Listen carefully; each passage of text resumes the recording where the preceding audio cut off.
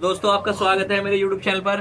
मेरा नाम है नौशाद खान। तो आज मैं आपको सिखाने वाला हूँ कि हम परिमाप और एरिया इन्हें किस तरीके से कवर करते हैं। तो आप लोग ध्यान से हमारे साथ बने रहिए लास्ट तक। अगर आपको कोई काम करना है या कुछ करना है तो आप जाकर पहले वो काम करिए, फिर हमारी वीडियो देखिए, लाइक करें, सब्सक्राइब करें और शेयर करें। अच्छा, सबसे पहले स्टार्टिंग है हमारे पास सर्कल। तो देखिए सर्कल क्या होता है। सर्कल एक गोला होता है, ठीक है। अब देखिए गोले में क्या होता है, इसमें गोले में काफी सारी चीजें होती हैं।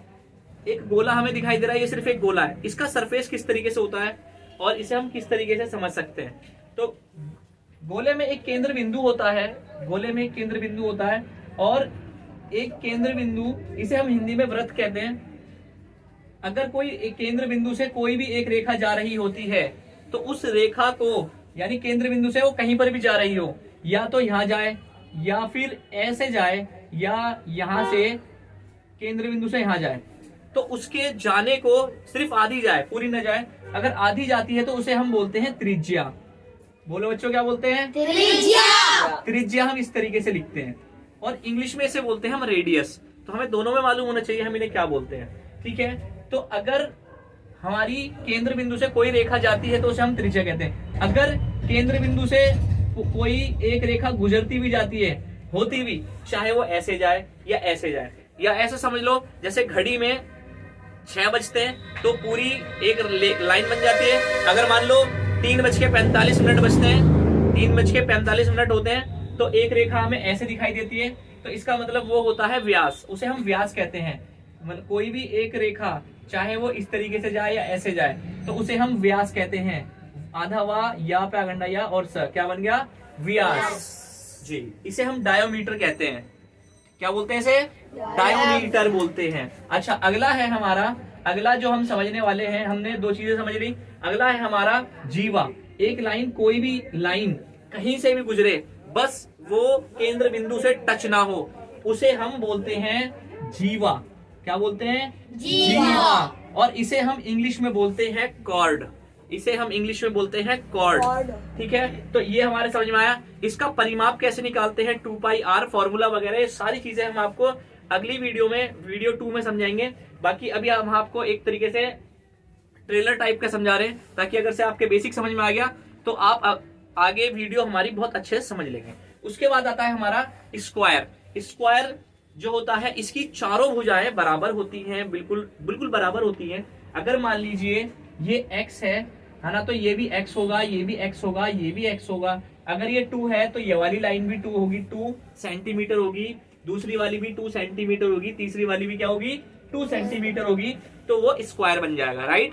अच्छा, फिर आता है हमारा नंबर, पहले से समझ लेते थोड़ा सा। इसका फॉर्मूला क्या होता है? इसका फॉर्मूला होता है, अगर हम इसका परिमाप निकालेंगे तो परिमाप के लिए हम आपको अलग फॉर्मूला मेथड बताते हैं, ठीक है। पहले आप इसे समझ लो, इसकी क्या विशेषताएं होती हैं। बेटा इसे मत बजाओ, क्या बजा रहे हो? बजाओ मत, इसे फेंको एक तरफ, ठीक है। फिर ये आता है हमारा, इन्हें हम नाम देते हैं ए, बी और सी। इसे ट्राइंगल बोलते हैं। त्रिभुज, इसका मतलब होता है ट्राई, ट्राई का मतलब होता है 3, और भुज, भुज का मतलब होता है भुजाएं, ठीक है, रेखाएं। अगर कोई रेखाएं आपस में मिलकर 3 जगह इकट्ठा हो रही हैं तो उन्हें हम क्या बोलते हैं? त्रिभुज बोलते हैं। अच्छा, ठीक है। ये त्रिभुज जरूरी नहीं ऐसा हो, त्रिभुज ऐसा भी हो सकता है, त्रिभुज ऐसा भी हो सकता है, और त्रिभुज तीनों रेखाएं बिल्कुल बराबर ऐसे भी हो सकती हैं, ठीक है। तीनों रेखाएं, जिन 3 रेखाओं से मिलकर एक त्रिभुज हमारा तैयार होता है। इसका हम परिमाप या पैरामीटर या क्षेत्रफल किस तरीके से निकालते हैं, ठीक है, अभी आपको बताया जाएगा अगली वीडियो में। इसे ले लेते हैं ए, बी, सी और डी, ठीक है। इन्हें हमने तीनों को नाम दे लिया। इसे हम बोलते हैं आयत। जिनकी आमने सामने की भुजाएं बराबर हो रही हो या दिख रही हो, ठीक है, उन्हें हम क्या बोलते हैं? आयत बोलते हैं। जैसे मान लीजिए ये वाली रेखा हमारी 4 सेंटीमीटर है, उसके बाद ये जो नीचे रेखा दिखाई दे रही है, इसे हम ऐसे लिख सकते हैं कि ए और बी प्लस, ठीक है, ए बी हो गया, A B plus C D, ठीक है, सी डी। अब मेरे को प्लस तो नहीं हटाकर यहां पर इक्वल लगा देना है, इक्वल, यानी ए बी बराबर, यानी ए बी किसके बराबर है? सी डी के बराबर है। एक रेखा है ना दोनों। इस तरीके से आपके सामने क्वेश्चन आते हैं जो आपको समझने पड़ते हैं, ठीक है, और आपके समझ में नहीं आते। ए बी बराबर सी डी। अच्छा, और कौन सी रेखाएं बराबर है भाई, बताइए, बताओ। बी डी और ए सी। कैसे? बी, बी और डी, मैंने बी और डी लिख लिया, और बराबर ए और सी, ए और सी, ठीक है, ये मैंने लिए। अब देखो इसे हम अगले तरीके से कैसे लिख सकते हैं, कौन कौन सी रेखा है। अभी हम इसे ऐसे भी कर सकते हैं कि ए सी बराबर बी डी, ठीक है, बी ए बराबर सी डी, डी ए बराबर बी सी, ऐसे इक्वल करके लिख सकते हैं। तो ये हमारा एक लिखने का तरीका है, चाहे तुम आगे पीछे करके लिख लो, और जरूरी नहीं है इसकी ए भी लिखो, इसकी जगह आप ऐसे भी कर सकते हो, पी क्यू आर एस, ऐसे भी लिख सकते हो, नो प्रॉब्लम, ठीक है। उसके बाद जो हम सीख रहे हैं तो रेखाएं ना, इनका परिमाप भी निकालेंगे। अब आता है नंबर हमारा क्यूब का, इसे हम क्यूब बोलते हैं। क्यूब बोलते हैं एक बिल्कुल चौकोर बॉक्स को जो चारों तरफ से बिल्कुल समान हो, ऊपर से भी नीचे से भी चारों तरफ से, जिसकी रेखा जैसे स्क्वायर है, इस स्क्वायर को ले लेते हैं, जिसकी रेखा स्क्वायर हो और ये साइड भी वही स्क्वायर हो। मान लो ये वाला 2 है तो नीचे का भी 2, और ऊपर का और नीचे का साइड का भी 2, ठीक है। और फिर ये वाली जो रेखा जा रही हो साइड वाली, ये भी 2, और नीचे का भी, फिर पीछे की भी 2, तो सारी रेखाएं 2 सेंटीमीटर हो। अगर 4 है तो सारी रेखाएं 4 सेंटीमीटर हो, तो उन्हें हम बोलते हैं घन, और इंग्लिश में बोलते हैं क्यूब, ठीक है। तो ये चीज हमारे को समझ में आई। अब हम अगला देखते हैं, है ना। और ये देखिए, ये होता है सिलेंडर। सिलेंडर जो हमारे तुम्हारे घरों में होता है वो भी सिलेंडर ही होता है, ये भी वही सिलेंडर है। इस सिलेंडर को हम बोलते हैं बेलन, और बेलन भी होता है, और दोनों किचन में होते हैं, ठीक है। इस तरीके से तुम याद कर सकते हो। अच्छा, अगला जो है हम जो समझा रहे हैं आपको, वो है कि जो बेलन होता है, सिलेंडर होता है, वो कैसे नापा जाता है। पहले तो इसे यहां से यहां नापेंगे, ठीक है, ऐसे करके कि मान लो 4 इंच का या 4 सेंटीमीटर का ये सिलेंडर है, और इसकी जो केंद्र बिंदु है इसका, गुलाई का यानी गिलास का, ठीक है, या सिलेंडर का, यहाँ से त्रिज्या होती है, या यहाँ त्रिज्या है जीवा हो सकती है। तो इसके बारे में भी डिस्कस करेंगे, अगली वीडियो में चलेंगे, शायद 3 पार्ट में इसे बताया जाए। अब नंबर आता है, जैसे हमने इसे घन को समझा, अब नंबर आता है किसका, क्यूबॉइड का, यानी घनाभ का। ये जो घनाभ है, घनाभ, इसमें क्या होता है, इसके आमने सामने की भुजाएं बराबर होती हैं, यानी कितनी रेखाएं बराबर होंगी इसमें, 1 2 3 4, ये 4 रेखाएं कैसी होंगी, बराबर होंगी। और इस साइड की 4 रेखाएं बराबर होंगी, 1 2 3 4, ये 4 रेखाएं बराबर होंगी, ठीक है। तो इसके जो सरफेस होते हैं, इसकी जो कोर होती है, एक घनाभ की कोर, एक घनाभ का सरफेस, एक घनाभ का पृष्ठ, एक घनाभ का सामने का फ्रंट पेज, एक घनाभ की कोरे।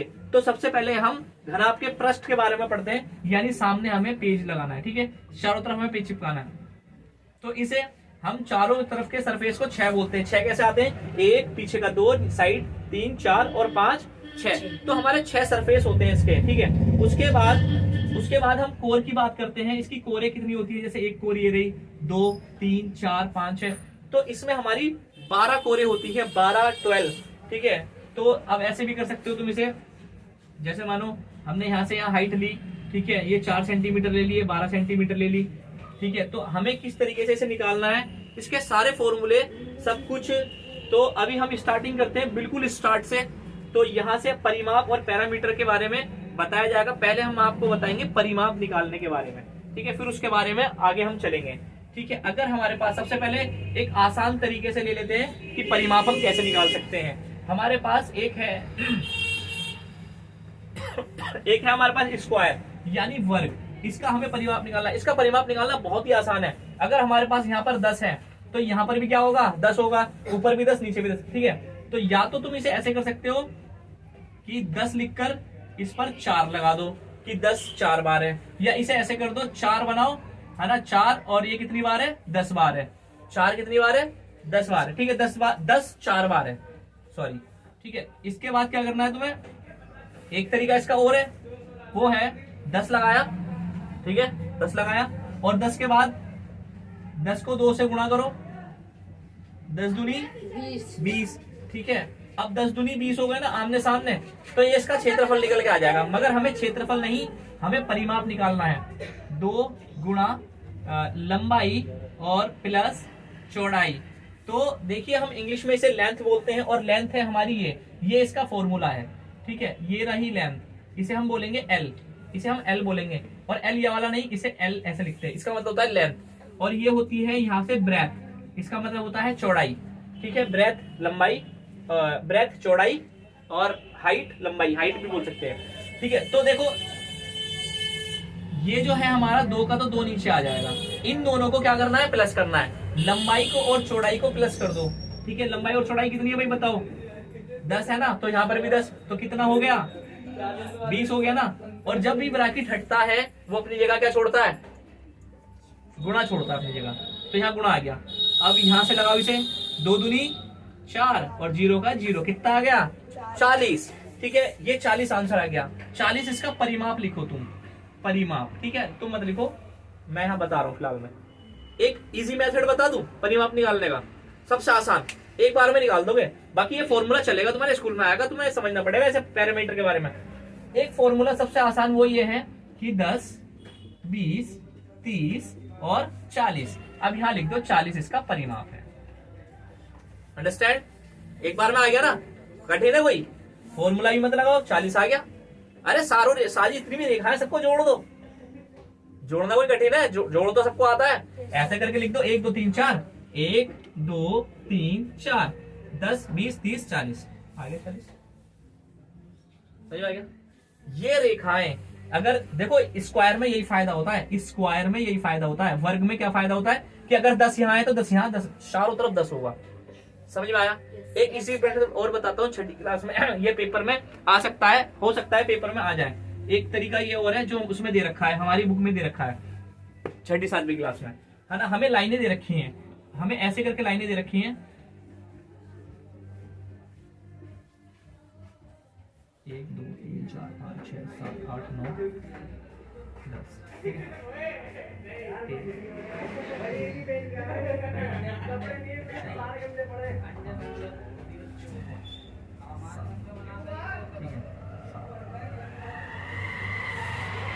अब ये लाइनें हमें दे रखी हैं सामने।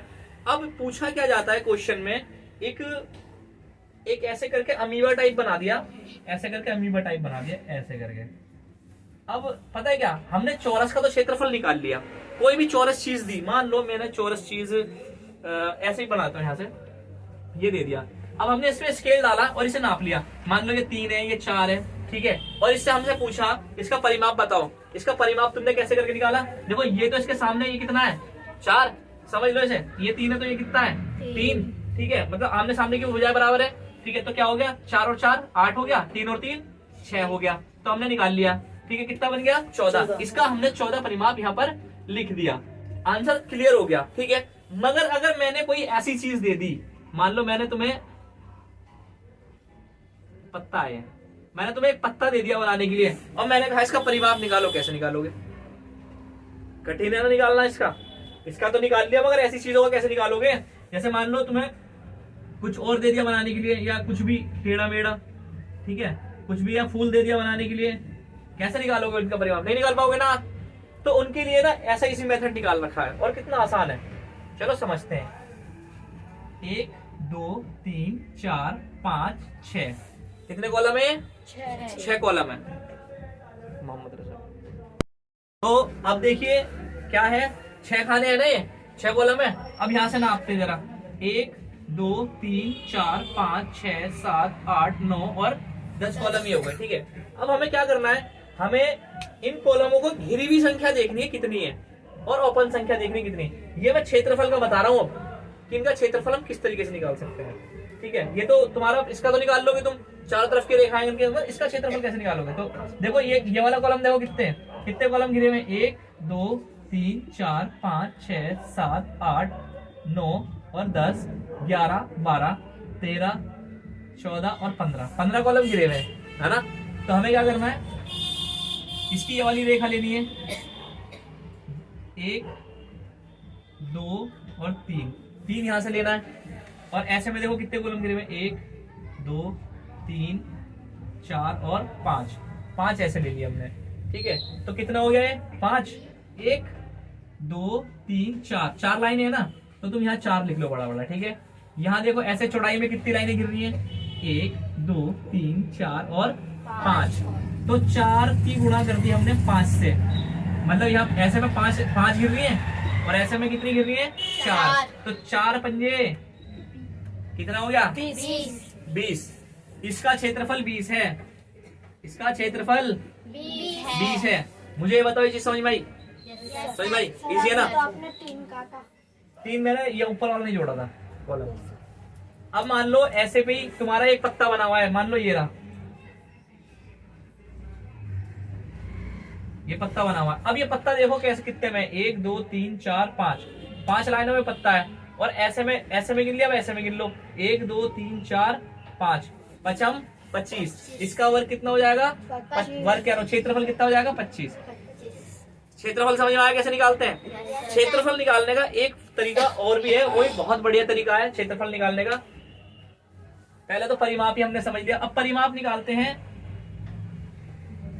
अब परिमाप निकालो, इसका निकाल लिया, इसका भी तुम निकाल सकते हो परिमाप। इसका फॉर्मूला एक बिल्कुल सेम है। मान लो हमने ले ली आयत, ठीक है, हमने ले लिया आयत, ये रखी आयत हमने यहाँ पर, ये है मान लो 12 सेंटीमीटर मान लो, ठीक है, और इसकी हाइट है 7 सेंटीमीटर, ठीक है, और हमें इसका निकालना है परिमाप। पेपरों में आएगा परिमाप, इसलिए कह रहा हूं बार बार समझ लो अच्छे तरीके से। परिमाप निकालना है पहले। तो परिमाप निकालने के लिए मैंने क्या बताया था? परिमाप निकालने के लिए सबको जोड़ दो, कहा था ना। और देखो इसके सामने की ये रेखा है ना, तो ये कैसी है? बराबर है ना, तो ये भी 7 है, तो ये भी क्या होगा? 7 होगी। ये 12 है तो इतना, ये भी क्या होगी? 12 होगी, ठीक है। अब हम इसे आसानी से जोड़ सकते हैं, 7 और 7 14, 12 और 12 24। दोनों को हमने प्लस कर दिया, दोनों को, ठीक है। 4 और 4 8, कितना आ गया? 38, ठीक है, 38 आ गया। अब चाहो तुम ऐसे निकाल सकते हो, चाहो तुम ऐसे भी निकाल सकते हो। 12 और 7 कितने होते हैं? 19। 19 और 19 कितने होते हैं? 38 होते हैं ना। मतलब सबको प्लस करना है। अगर तुम्हें प्लस करना नहीं आता, तुम नहीं कर पा रहे, तो तुम बस सबसे आसान भाषा में ऐसे भी कर लेना। 12 यहाँ लिखा, दोबारा 7 लिख दिया, फिर 12 लिख दिया, फिर क्या लिख दिया? 7 लिख दिया, ऐसे करके लिख देना। 9, 7 और 2 9, और फिर 7 और फिर 9, कितने बन गए? 18, ठीक है। हासिल लगा 1 1 2 3, 38 आ गया। परिमाप निकल गया हमारा। मतलब ये उन बच्चों के लिए बता रहा हूँ जिन्हें जोड़ भी नहीं आती। अबे यहाँ समझ ले बेटा, कहाँ देख रहे हो? यहाँ देखो, यहाँ तो समझ में आ गया परिमाप निकालने का। किसी किसी समझ में आ गया? समझ में? अब हम क्षेत्रफल निकालते हैं इसका एक तरीका, फॉर्मूला तो मैंने तुम्हें दिया ही नहीं, फॉर्मूला भी तो लो, फॉर्मूला भी तो ले लो। परिमाप निकाल लिया, परिमाप का फॉर्मूला तो तुमने लिया ही नहीं। ये लिखा तुमने गुणा 2 बनाया, क्या बनाया?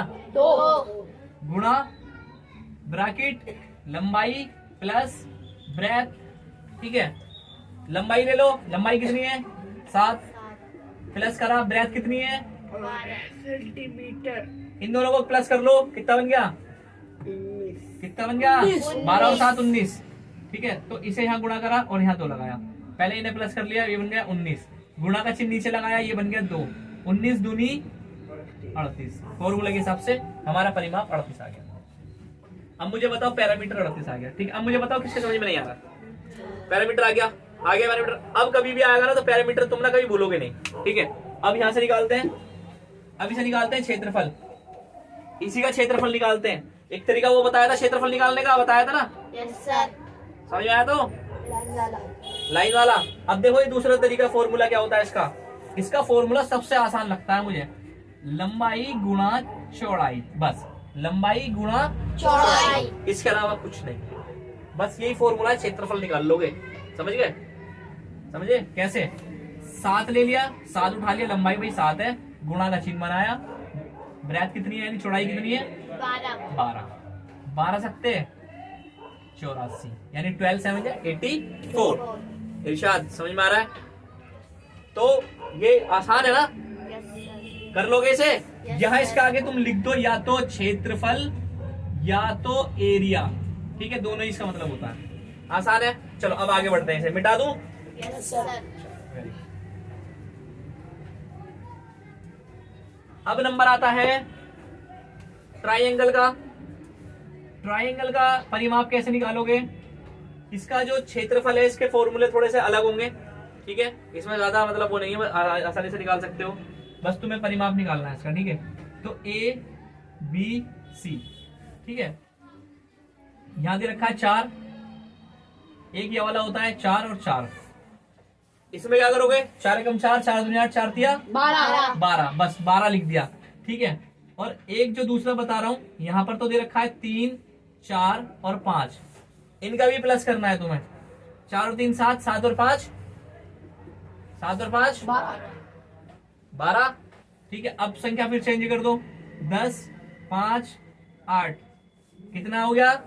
23। यहाँ लिख दो 23। 23 इसका परिमाप है। समझ में आ गया? आसान है ना परिमाप निकालना। किसी का भी परिमाप तुम इस तरीके से निकाल सकते हो। और ये वर्ग वगैरह जो है आगे इन्हें मैं बताऊंगा। क्षेत्रफल का याद रखना, बस गुणा करनी पड़ती है, मगर इनमें थोड़ा सा फर्क आ जाएगा, इसमें और स्क्वायर वाले में घन कहाँ, यहाँ नहीं, मिटा दिया मैंने। क्यूबॉइड के बारे में, जो इसके बारे में क्यूब बताया था, क्यूबॉइड बताया था, इन दोनों में फॉर्मूले लगेंगे। इसमें फॉर्मूला लगेगा, इसमें अलग फॉर्मूला लगेगा। ठीक है, तो इसलिए मैं छुट्टी कर रहा हूँ, इसलिए थोड़ा सा टाइम ज्यादा हो रहा है। ठीक है, अब इसका जो अगला पार्ट है ना, वो कल पढ़ाया जाएगा। तो किस किस बच्चों के ये थोड़ा समझ में आया, थोड़ा अच्छा लगा, तो आगे कर सकते हो, आगे तक कर सकते हो ना? तो आप लोग भी कर सकते हो। मैं इसमें कुछ क्वेश्चन दूंगा और आप लोगों को करने पड़ेंगे। ठीक है, तो thank you so much my watching and video. Thank you.